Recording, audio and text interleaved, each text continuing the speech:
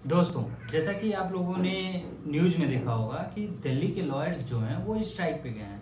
पर क्या आपको पता है कि इस स्ट्राइक की कहानी 13 अगस्त 2025 से शुरू होती है। ये स्ट्राइक केवल लॉयर्स के लिए नहीं बल्कि आपके राइट्स और इस जस्टिस सिस्टम के लिए है। दिल्ली के जो लेफ्टिनेंट गवर्नर हैं उन्होंने 13 अगस्त 2025 को एक नोटिफिकेशन इशू किया है, जिसके तहत जो दिल्ली के पुलिस स्टेशन हैं उसको एक डेजिग्नेटेड प्लेस डिक्लेयर कर दिया है, जहां से कोर्ट में एविडेंस देने के लिए पुलिस ऑफिसर्स वीडियो कॉन्फ्रेंसिंग कर सकते हैं। मतलब अब पुलिस ऑफिसर्स को कोर्ट में जाने की, अपीयर होने की ज़रूरत नहीं है। वो अपने पुलिस स्टेशन से ही बैठ के अपने एविडेंसेस को कोर्ट में दे सकते हैं, अपने स्टेटमेंट को रिकॉर्ड करा सकते हैं कोर्ट में। दोस्तों, अब बात करते हैं कि लॉयर्स स्ट्राइक पे क्यों आए हैं। लॉयर्स का मानना है कि ये जो ऑर्डर है वो फेयर ट्रायल के खिलाफ है। फेयर ट्रायल के खिलाफ इसलिए है क्योंकि जो पुलिस ऑफिसर्स हैं वो अगर पुलिस स्टेशन से अगर वो स्टेटमेंट रिकॉर्ड कराएंगे तो वो हमेशा प्रेशर और इन्फ्लुएंस का रिस्क बना रहेगा।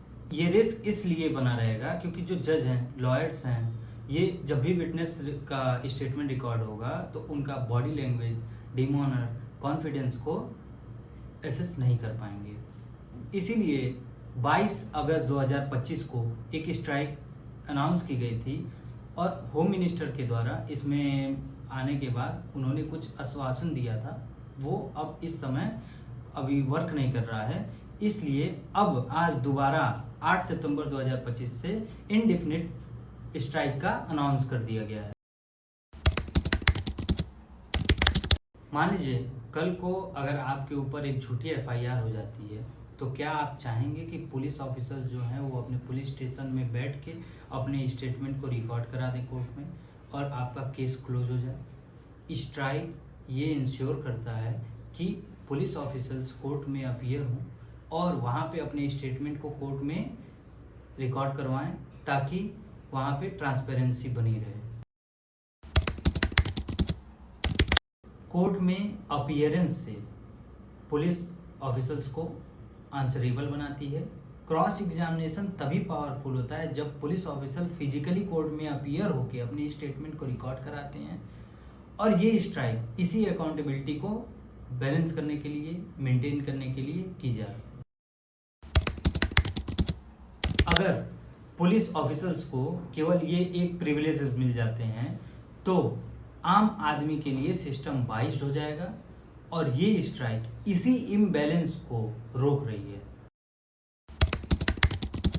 ये स्ट्राइक केवल लॉयर्स के फी या फिर कन्वीनियंस के लिए नहीं है, बल्कि ये जो स्ट्राइक है वो आम पब्लिक के fundamental right to free trial को प्रोटेक्ट करने के लिए है।